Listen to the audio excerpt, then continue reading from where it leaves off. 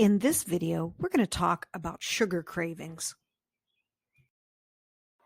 Some sources suggest that sugar cravings may be more common in people with type 2 diabetes. Can you think of why that may be so? In our very first session, we talked about how, in the presence of a surge in blood sugar, your body produces insulin. Insulin is a key that lets blood sugar into your cells where it can be used as energy.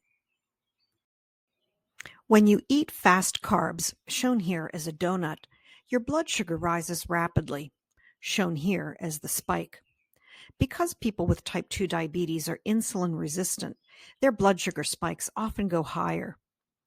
In an effort to keep the blood sugar in normal range, your body produces insulin, which drives your blood sugar down rapidly, and this is called a crash. Even if you don't develop hypoglycemia or a low blood sugar, a rapid drop in blood sugar can be enough to make your body think it needs to be rescued. This causes you to crave sugar as a quick source of energy. Satisfying this sugar craving results in another spike, followed by a crash and more cravings. This is sometimes called the blood sugar roller coaster effect. High blood sugars in people with type 2 diabetes can also cause sugar cravings. As you may recall, when the insulin you produce doesn't work all that well, sugar can't get into your cells where it's needed for energy. Sugar is trapped in your blood vessels, sometimes rising to very high levels. Because your cells need energy and are not getting it, your body thinks it needs to be rescued, resulting in sugar cravings. Can you think of other reasons a person might have sugar cravings?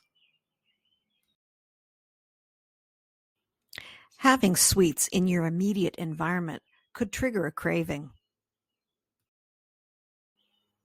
People who use food to manage negative emotions often resort to sweets. Studies have shown that when people are stressed, sugar can actually tamp down our stress response. And so feelings of anxiety and tension can sometimes cause sugar cravings.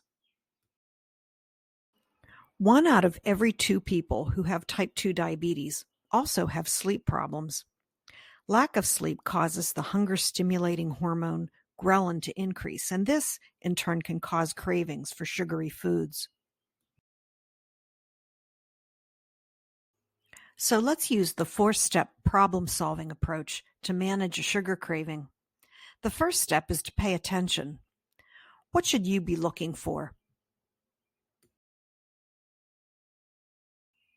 If you're feeling intense hunger or an intense sugar craving, you could be having a high or low blood sugar, so it's a good idea to check it.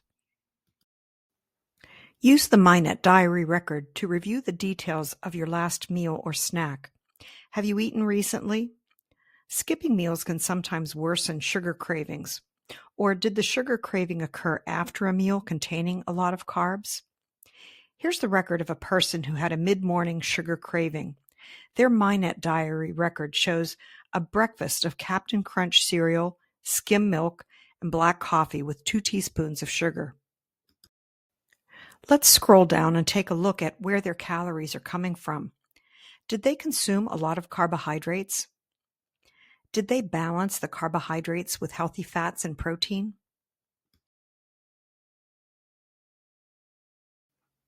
And if you scroll down further to the specific nutrients, you can see that nearly all of the carbs come from sugar, which are fast carbs. Were you tempted by having a lot of readily available fast carb foods in your environment? What was your emotional state when the craving began?